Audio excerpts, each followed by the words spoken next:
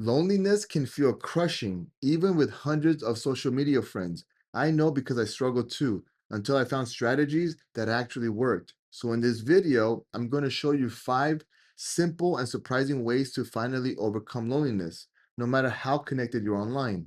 Let me hit you with a wild truth. You can be lying next to someone every night and still feel like you're stranded on a deserted island. No volleyball named Wilson, just you and a whole lot of emptiness. Flashback 5 years, the pandemic hits. I moved to a new state with no friends, no family, just a girlfriend I dated for 4 months. That's barely enough time to agree on a pizza topping, let alone buy a house together. But we did it. Her and I are mortgage lenders, and we knew the numbers made sense. Emotionally, not so much. For 2 years, we shared a roof, but I felt invisible. Not homesick, I was soul sick. I had to choose stay in a relationship where I was a ghost or leave and face real solitude. I chose to leave the relationship. We sold the house. She kept the proceeds, moved back home. I stayed, worked on myself, rebuilt my finances, and found out that I could be my own best company. And here's the twist: solitude was not my enemy, it was my origin story. I learned to set boundaries, move at my own pace, and actually enjoy my own company. So, what do you do if you're in a relationship and still feel alone? Number one, notice the emptiness, don't ignore it. Number two, talk about it honestly without blame. And number three, if nothing changes, let go. Because decades of loneliness is the real nightmare. Solitude, that's just the start of your comeback story. Now, considering we have so many ways to connect with family, friends, and strangers, we are living in the loneliest generation in human history. Yes, we've got more ways to socialize than never: DMs, TikTok, dating apps. But somehow we're all sitting in a crowded digital room feeling like we're talking to a brick wall. Here's proof. I'm at the gym the other day, and this young man that I mentor starts talking to me and letting me know that he just switched high schools in his senior year. He tells me, dude, I feel invisible. I don't fit anywhere. And I'm thinking, man, that's all of us. We scroll, we double tap, we comment fire emojis on someone's post. But when was the last time we had a real conversation?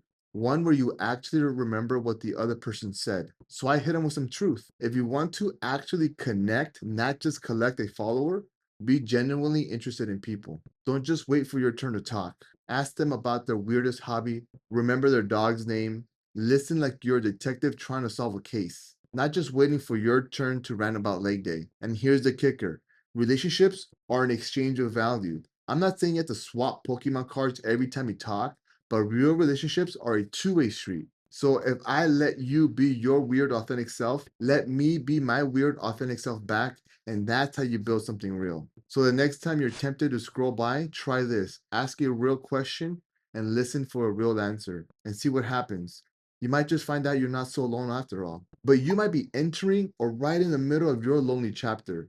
Let me hit you with a different perspective. You're not actually alone. Not even close. There are millions out there flipping through the exact same pages, wondering if their story is the only one with this awkward, echoey silence. I hate to break it to you, but it's not. But here's where most people get it wrong. They treat loneliness like a timeout from life. Guess I'll just wait here until something changes. No, this is your secret training montage. This is Rocky training in the mountains carrying logs. But instead of a crowd cheering you on, it's just you, your hokas, and maybe a weird old cat. I'll give you my playbook. Right now, I'm in my lonely chapter. I'm watching movies I used to roll my eyes at. I'm dusting off old books that changed me as a kid just to see they still pack the same punch. And at work, I'm a loan officer who used to be licensed to lend in only one state. Now, 12. I'm collecting licenses like baseball cards. Why? Because I can. So here's the move: use this chapter to do whatever your heart wants. Try weird stuff, learn new things, get so good at being you that when this chapter ends, you walk out richer, stronger, and with a story worth telling, financially, emotionally, and spiritually. So if you are in this chapter, don't just survive it, dominate it. Turn loneliness into your launch pad. Because when the next chapter comes, you'll be glad you did. Remember earlier I told you the story about moving states? Once I settled, one of my mentors asked me, why are you isolating yourself? And I'll be honest, I froze. Was I? Or was there something else going on? Here's the thing: isolation, that's what they do to supervillains in movies. It's literally a punishment. If you want to break someone, lock them away from the world.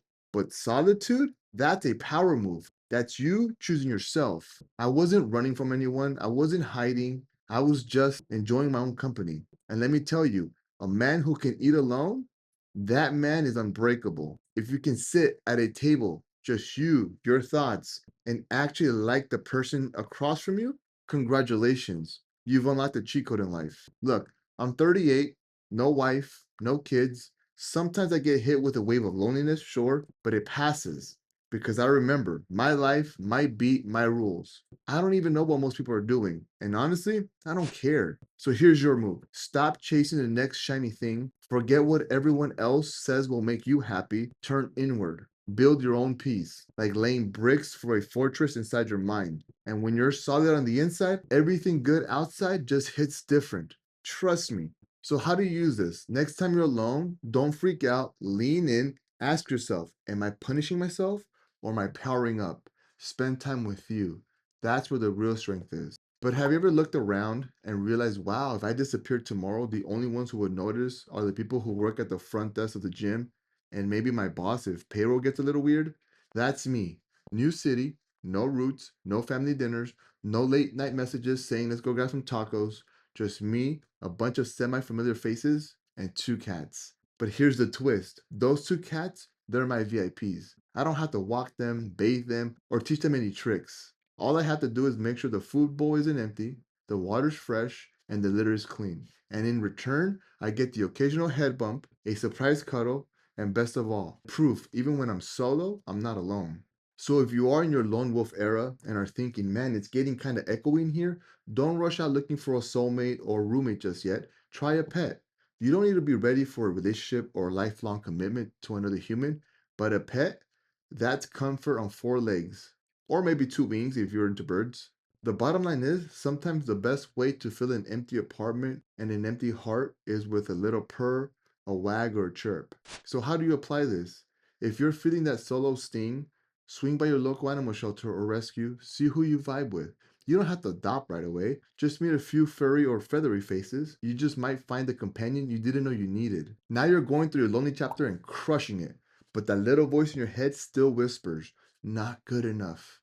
If you're sick of doubting yourself, watch the next video right now. I'm about to hand you the blueprint for bulletproof self belief so you stop hoping and start knowing you're undeniable. Don't miss it. Hit play and let's crush that self doubt together.